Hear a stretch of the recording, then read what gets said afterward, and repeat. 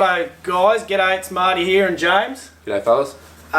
Yeah, we just got the new KUIU Pro BINO harnesses, just come in from America, just in time for a trip this weekend to the Dart, so I'm pretty happy with that. We're just going to do a bit of a explanation and thoughts just of what we think about them, and then yeah, we're going away the week after, so we'll probably do a bit more in depth and any fiddly adjustments or anything we can make that try and help you guys choose, I guess, a better harness for you and what the application is. Yeah.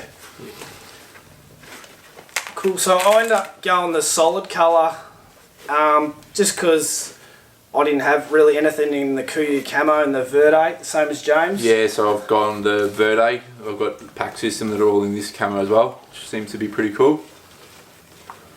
Cool. So yeah, these just in plastic bags. We've ditched the plastic bags at the moment, so they just come all up, all your shoulder harness and straps all tucked inside your BINO rig when you get it. You've got your 3 shims in there, so I don't know if the camera will pick that up. You've got 2 at 10mm and 1 at 5mm, I guess.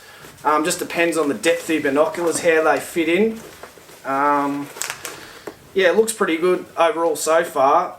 These ones don't have the rain jacket because they've got the new fabric on them that's waterproof or water resistant. I think backed with a membrane attached to the back of the fabric apparently. Yeah, so that's why they decided to ditch the rain jacket this year, and then obviously if you're glassing in the rain, just put your rain jacket over the top of your BINO harness so it doesn't get completely soaked, I guess. So yeah, it'll be interesting to see what how it goes over the next couple of days for me personally, and then yeah, with James next weekend, and yeah, we'll go from there. We ended up getting the accessory pouch that goes on the bottom, just the small little one, I guess. That attaches with the hook and loop Velcro on the top, and it's also got the soft fabric on the bottom, so that after it's actually attached to the bottom, you can then also put the, I think there's a ammunition pouch or something like that as well, you can also just stick on the bottom as well, which is pretty cool. Yeah, I think there's just a few ammo loops. You can also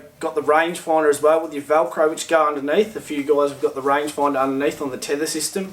Yeah, I didn't get the rangefinder pocket because they didn't have one in the solid colour, which is a bit of a pain. But anyway, should be all good. So yeah, pretty impressed so far. I like the fact that there's no magnets in it that will interfere with your GPS. The backing system feels really nice. Nice and, I guess, grippy and breathable, so that'll be good to test out, especially next weekend because it's going to be pretty hot. Yeah, we're just still trying to get our heads around it, so we just wanted to give everyone out there a bit of a look at what our first thoughts and impressions were. Yeah, it's got a zipper pocket at the front so you can put tags. I don't think I'll be able to fit a knife in there just because it's got that patent pending. It's got the wire in the front as well, so you can also make them wider if you got wider binoculars, or if you had them flat out. Yeah, which sort of snugs them in there. You'd probably just leave, I don't know, driver's license, small bits and pieces in the front. There's only really room for cards or something like that. Yeah, even your game license and your firearms license, which would be good. Side pockets have got ample room for just a standard wind checker that can fit in there easy as. Then I was just going to rock, I don't know what else in there. Maybe some safety tape, flagging tape, and then just some face paint as well on the other side. But I'll probably chop and change that most this weekend. I have tried my binos in them, so I've just got the Vortex Furies, which are 10x42s, which is pretty short, short and stubby, I guess, wide. So yeah, there's plenty of room for them in there. So as you can see, they sit pretty low in there, so I think I worked out before that I'm going to do the 2 10mm shims, which will bring it up a fair bit, which will be good. So just stuff in there.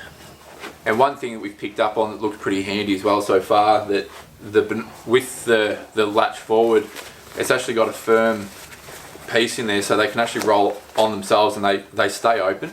So if you're doing multiple glassing up and down, you don't have to be constantly flicking this open, close, open, close. It's actually formed and it can stay open quite well, and the binoculars fit pretty snug in there as well. So if you're glassing away, you can drop them in and that, but like Marty said, we'll got a few hunts coming up, so we'll have a bit of time to sort of use them a bit more in the field and see how that works as well.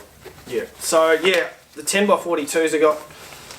Yeah. So that's the two shims. So they're packed up probably as level as the backing. So it just peels back and then it goes over the back. You can actually tighten that, how tight you want it to roll over the back by these little toggles on the safety lanyards on the back here for your bottom pockets. Yeah, there's heaps of room in there. There's probably like even an inch width in there. So if you do have a wider objective, they might fit in there, to be honest. Yeah, because obviously they're 10x42, so yeah, I reckon 10x50s would fit. And then because it is pretty high, you might even get away with 12x50s, but we'll just have a check because you've got, what are you? I've got 10x42s, but I'm running the Mavens. They might be slightly longer than yours, but I'll check those out. Yeah, no, it's all good. And I've got a couple of mates with Vortexes this weekend. So, yeah, we'll just get a comparison of if you can get away with 12s or if you're on that borderline. So, yeah, that's our first impressions, I guess, with this gear. So, yeah, keen to test it out, that's for sure. Yeah, for sure. Cheers. No worries.